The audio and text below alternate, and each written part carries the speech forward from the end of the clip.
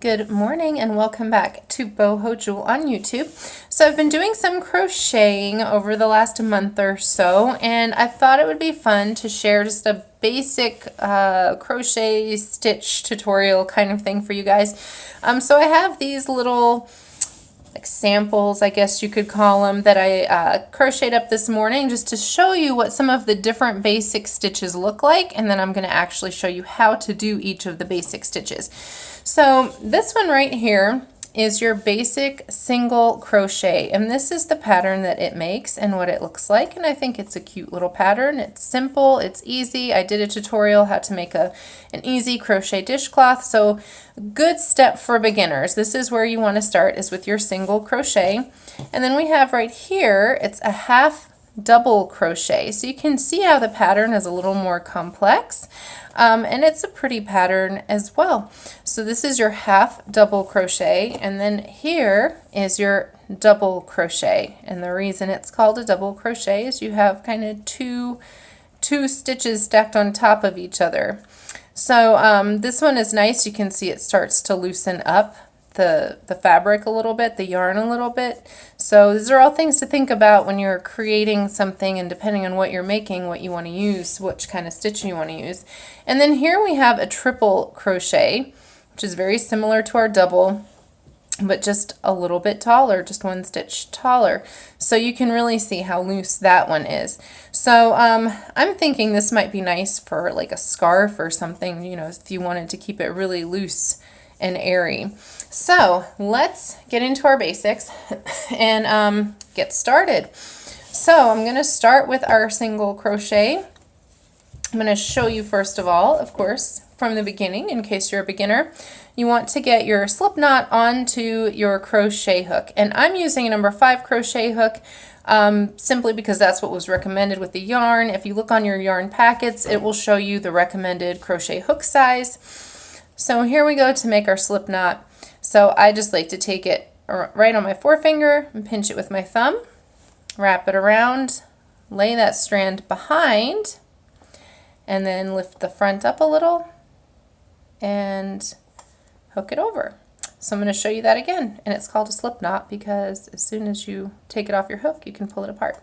But magically, it will hold when you go to do your pieces. So right here, pinch it and put it behind, lift the front up a little bit, and just pull it onto your hook and tighten your knot. There we go. So that's your beginning. So then we're going to chain. So anytime you start a crochet project, you're creating your initial first chain, however long you want it to be, whether you're making a scarf or a dishcloth or a washcloth or whatever you're making, that's going to determine the length of your chain. So since we're just practicing and I want to show you some different things, oh, all of my little jewelry pieces are trying to sneak into the video. I just now saw that, sorry. So we're going to create a chain. So what you're going to do is you're going to take your hook, wrap it around your yarn, and just pull it through that loop. And then you have one. Okay, so we're just going to do that. Pull it around, 2, 3. And you don't want to hold it too tight because if you pull your yarn too tight or too loose, if you pull your yarn too tight while you're holding it, you're going to get all knotted up on yourself. If you pull it really tight, and it's like, if it's too hard for you to pull your crochet hook through, it means you're holding your yarn too tight. And you also don't want this to happen where you're holding it way too loose, because then you're just going to get really sloppy. So you'll find that happy medium as you practice. So we have 1, 2, 3, 4, 6, 7, 8, 9, 10, I think is a good stopping place just for a demo.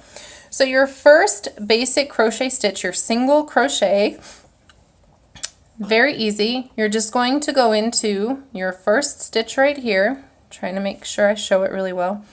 Your first stitch right here, and just like the way you made your chain, you're going to pull your crochet hook through, and now you have 2 little loops on your hook. You're gonna, it's called yarn over. You're gonna yarn over and pull it through both of those, and you have your first stitch. And then you just go down the row that way. So you go into the next stitch next to the one you were working on, yarn over, and pull it through both loops. And then you go into the next stitch,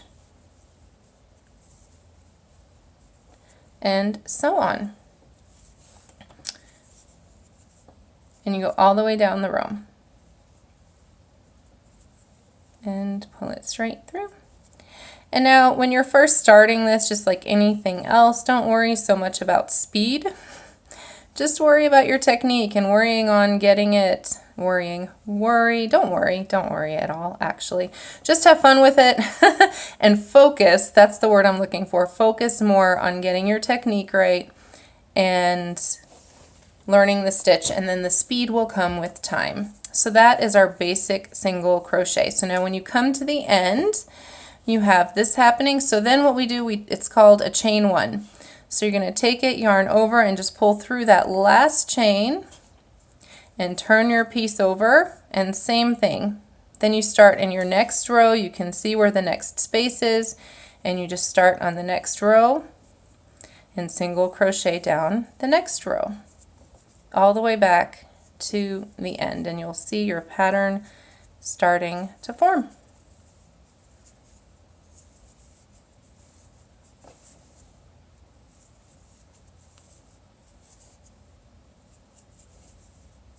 And then we're back at the end, single crochet and chain one. So now we're going to flip this over, and I'm going to show you a half double crochet. So now with the half double crochet, you're going to wrap your yarn around first. So you're going to yarn over before you go through the loop, go through the loop, yarn over while you're in the loop, and now you have 3 loops on here, and you're going to pull your hook through all 3. So again, yarn over, pull it through the loop, yarn over, or through the stitch rather, and then pull through all 3. So yarn over, stitch, yarn over, pull it back through the stitch, and through all 3 loops. And that is your half double crochet. Now, same thing. So it's the same basic idea, and then when you get to your end, same basic idea on the end rather. I feel like I'm trying to walk and chew gum at the same time. And you're just going to crochet 1 and turn it, okay, to start your next row when you're doing a half double crochet. So again, you just loop it through, half double crochet all the way to the other end. Now the reason I wanted to point that out was because when we get to this end and I start the double crochet, it's going to be a slightly little bit different. Let me grab some more yarn. Okay, so we're at the end of our half double crochets, and we're still going to go through our little loop here, or our last little stitch, yes? Now, because I'm going to do a double crochet on the next row, I need a little extra height because you can see on the double crochet, it's taller. So if you want kind of a nice clean edge, you need to make that a little taller. So rather than just chaining 1, I'm going to chain 1, 2, and then turn it. So a half or our double crochet, similar to our half, we're going to yarn over, put it through the stitch, yarn over, pull it back through, but this time instead of pulling through all 3 loops, you're going to yarn over, pull through 2 loops, lift it, yarn over, and pull through the other 2 loops. And that's how you get those pretty little pillars. So again, yarn over, through the stitch, yarn over, back out through the stitch, yarn over, pull through 2, yarn over, pull through 2.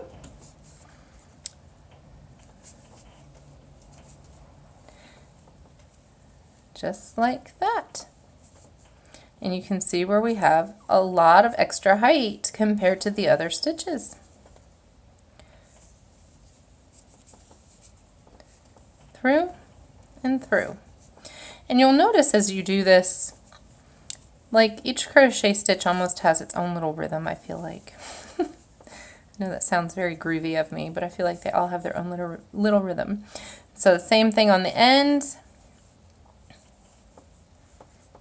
And you finish your last stitch. Now you could, if you wanted to do another row of double crochet, you would chain 2. But I want to move on to the triple crochet for you guys. So, yeah, I guessed it. So we're going to 1, 2, 3. We're going to chain 3 before we turn it over to keep our lines nice and straight on the end. So now the triple crochet, what you're going to do is wrap it around twice before you put it through the loop, pull it up, and then pull through 2, yarn over, pull through 2, and then yarn over and pull through the last 2. So you can see the difference in height there. So I'm going to take it slow again. So you're going to wrap it, I find it easier, wrap it 1, 2, through the stitch, yarn over, pull it back out of the stitch, and then yarn over and pull through 2, yarn over and pull through 2, and then yarn over and pull through the last 2. 1, 2, up through 2, through 2, and up through 2, and then finish it all the way to the end.